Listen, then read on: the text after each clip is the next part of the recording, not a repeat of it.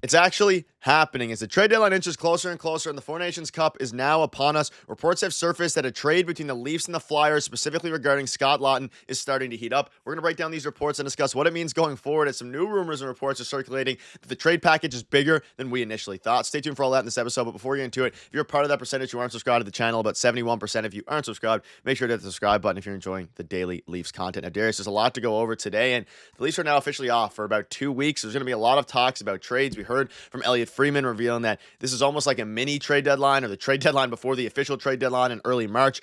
And we saw last night some things really starting to pick up before the Leafs game against the Canucks surrounding Scott Laughton and the Toronto Maple Leafs. And there's a lot to dive into today, so let's just get right into it. You can see this here.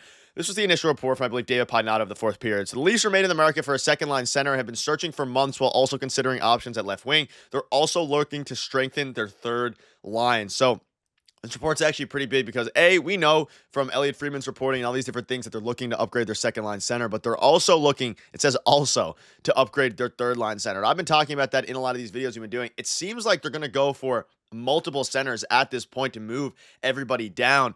And basically, among this reporting, we saw this report from Anthony DeMarco saying, sounds like trade talks are heating up around the Flyers and Scott Laughton. Sources indicate the Leafs and the Jets are the two teams who have shown most interest, but a handful of teams are in the mix here. So all this was starting to pick up. We saw a bunch of different things we'll dive into a little bit later here. But Darius, it seems like things are starting to heat up between Scott Laughton and the Leafs. And very interesting report, because who the Flyers want back is a little bit concerning if you're a Leafs fan.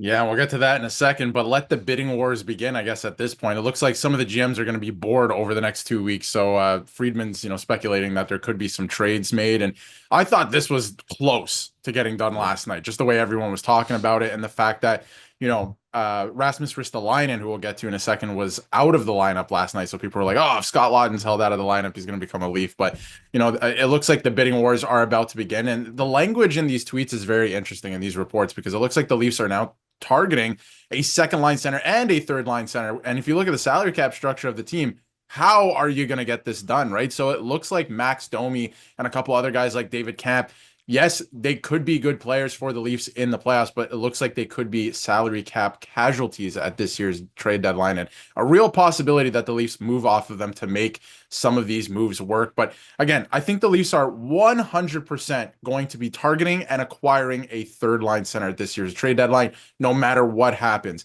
But I think the second line center thing, they're actively trying to acquire one, but it might not get done just because of the salary cap structure. So I think that's kind of the game plan right now, based on everything we've heard. But I think for sure they're going to target a third line center. And Scott Laughton honestly fits the bill perfectly. He does. So I would think more likely than not, he's going to become a Toronto Maple Leaf. But it could get interesting because there's other teams in the mix too. And if Brad Living doesn't pull the trigger soon, I think another team might. Yeah, you can see this report here from the fourth period. The Flyers are expected to want a first-round pick or a prospect of similar value for Scott Laughton if they decide to move him. However, there isn't a sense that the Leafs are willing to trade someone like Fraser Minten, Ben Danford, or Easton Cowan for a bottom six forward. Now, this surfaced because there's reports saying that the Leafs are not necessarily willing, but the Flyers want Fraser Minten in any trade back for a guy like Scott Laughton, which in itself is a little bit ridiculous. However, there's been a lot of different things here. You can see this from Leafs latest. The Leafs are actively seeking to upgrade their center position, aiming to enhance their lineup at either second line center or third line center. Parting with Cowan or Minten for Scott Laughton should be a fireable offense. It's because of the rumors that have been circulating surrounding Fraser Minten going for Easton, or not Fraser Cowan, of course, going for Scott Laughton, or of course, one of Minten or Easton Cowan. And it's interesting now, and this started to percolate surrounding Rasmus Ristolainen because he's been ruled out of the Four Nations face-off. He'll be replaced by another player. And I want to dive into this because there's been some rumors now surrounding a package including both Scott Laughton, if a deal was to happen for Fraser Minten, both Scott Laughton and Rasmus Ristolainen, which I think in any move where the Leafs go ahead and give up assets, specifically a guy like Fraser Minten or Easton Cowan for Scott Laughton, who is a third line center, it would have to include somebody else, because otherwise you're giving up an awful lot for a guy who probably won't put you over the top this season. Well, I have to agree with that one tweet that you just showed that, it's a fireable offense if you're trading for only Scott Laughton and you give up Easton Cowan or Fraser Minten. In this case, it would be Fraser Minten. That's a fireable offense. That is not a good trade. That's a terrible trade for the Leafs. And I don't think Scott Laughton honestly is worth more than a second. I know the market is crazy this year, but if you're talking realistically and logically, I don't think he's worth more than a second. So, in giving up Fraser Minton in a trade like that only for Scott Lawton, that is terrible. That would be terrible asset management. But I do believe that Easton Cowan or Fraser Minton could be moved at this year's trade deadline if they go and acquire a second line center, a guy who's better than Scott Lawton, right? Who has been proven to be better than Scott Lawton. So I think that that's an option. And I say proven, but even if it's Dylan Cousins, I think he has a lot yet to prove, right? Like he's only 24, and I think that'd be a good option. So I think that would be a good trade in that way. But if you're only getting Scott Lawton back, terrible trade. Now, if you're getting Rasmus Ristolainen in return as well, and the Flyers are retaining salary, I could see a world where that does make sense because you have to give up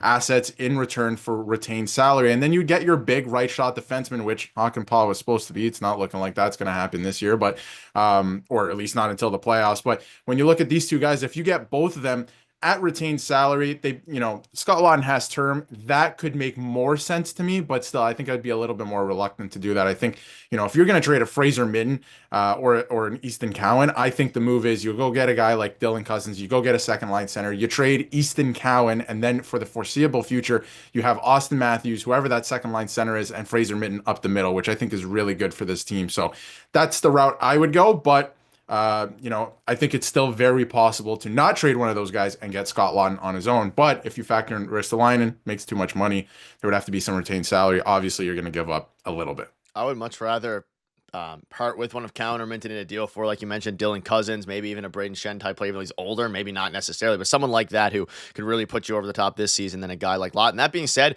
I mean, Ristolainen, we know reports have shown that the Leafs are looking for a defenseman as well. So if they want to go 2 for 1, I mean, maybe there's a world they give up both Fraser Minton and Easton Cowan in separate trades this trade deadline if they really want to go all in here. And regarding Scott Lawton's cap hit, he has another year on his contract, and that's a big thing here is, of course, control. He has a $3 million cap hit. He's a UFA in 2026. Pretty good cap hit.